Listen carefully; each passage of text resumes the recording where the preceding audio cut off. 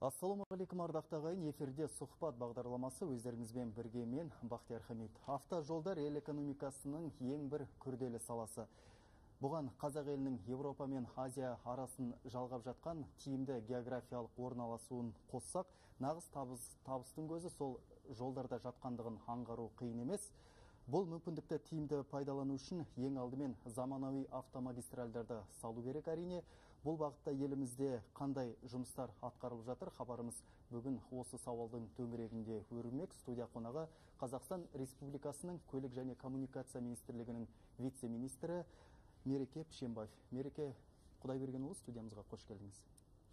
Енді сізден ең алдымен осы еліміздің автожол саласында биылғы 2014 жылы қандай жұмыстар атқарылатынын сұрағым келіп отыр.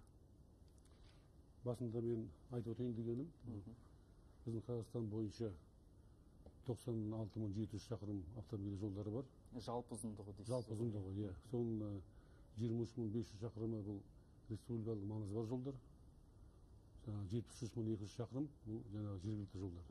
Жергілікті жол ішінде 30.000 шақырымы облыстық жолдары, бірақ қалғаны 40.000 шақырым аудандық жолдар.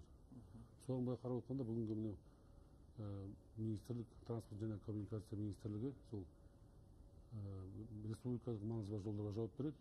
Жаңағы жергілікті жолдар, бұл жолдарға жаңағы облыстық әкімшіліктер және Астана, Алматы қалалары. Жергілікті биліктің құзырында дейсіз ғой? Иә, жергілікті билікте сол Алматы, Астана қала әкімдіктер жауап береді.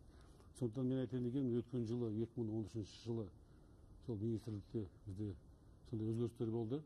Егер осы күнге дейін, өткен жылға дейін мынау тендер дейміз, конкурс дейміз, бәрін сол министрлік өзі өткізіп, мынау автомобиль жолдары комитеті өткізіп еді. Бірақ қазір мынау елбасы тапсырмасы бойынша біздің мынау сол министрліктің ішінен мемлекеттік компания құрылып, акционерное общество Қазавтожол құрылып, сол қазір билікті бәрін сол компанияға біз бердік. Қазір бүгінгі 1000 жаңа жылдан бастап сол мемлекеттік компания Қазавтожол жалпы сол жол бойынша жаңағы жұмысын бәрін жүргізеді, конкурс өткізеді, сапасын жаңағы қабылдайтын жұмысын бәрі сол бәрі функциясы қайшы соған берілді. Сол мекемеге берді дейсіз? Берді, иә. Соны басқа немесе жолдарды әкімшілік ішінде басқа балалар өткізеді. Жалпы сондай өзгерістер болып отыр бізде. Енді сіз жаңа айтып өттіңіз жолдардың бөлінісі жайында. Мәселен, біз жаңалықтардан бір жерден көріп жатамыз, бір шалғайдағы ауылды көрсетіп жатады, жолы жоқ, жаңағы тастар төселмеген. Демек, бұл министрліктің құзырындағы мәселе болмай тұр ғой сонда, иә? Министрлік бұл жолдарға, қазір жергілікті жолдарға нормативтік жағынан қарастырады. Жаңағы проектті смета жағынан тексеру, бақылау жағынан қарайды. Бірақ күнделікті қаржы бөлу, бұл облыс әкімдігінен ақша жүктеледі. Бірақ сол жергілікті қаржы жетпегеннен кейін 2007 жылдан бастап республикалық бюджеттен трансферт ретінде Минэкономика министрлігінен ақша бөлініп жатыр. Сондықтан енді былай қарағанда жалпы бүгінгі жергілікті жолдардың және істейтін жұмыстар әлі көп. Бүгінгі жағдайда 30% жолдар нашар деп айтуға болады. Бүгін қазір бізде өткен жылы елбасының жарлығымен біздің сол транспортный системаға біздің сол заң бағдарлама 2020 жылға дейін қабылданды. Сол жол бойынша, сол программа бойынша 30.000 шақырымдай жолдар биыл 20 жылдан істелінеді. Оның ішінде 10.000 шақырым жергілікті жолдар жөнделеді деп сонда жоспарлануда. Енді Мереке Құдайбергенұлы, бізде жолға қатысты үлкен жоба Қазақстанда қолға алынып отыр. Батыс Европа, Батыс Қытай халықаралық дәлізі. Сол дәліздің қазіргі жай күйі қалай болып отыр? Өте дұрыс айтасыз. Осы жол 2010 жылы біздің елбасымыздың тапсырмасының бойынша басталған. Батыс Европа, Батыс Қытай дейді. Бұл жол басталардың алдында үлкен жұмыс жүргізілді.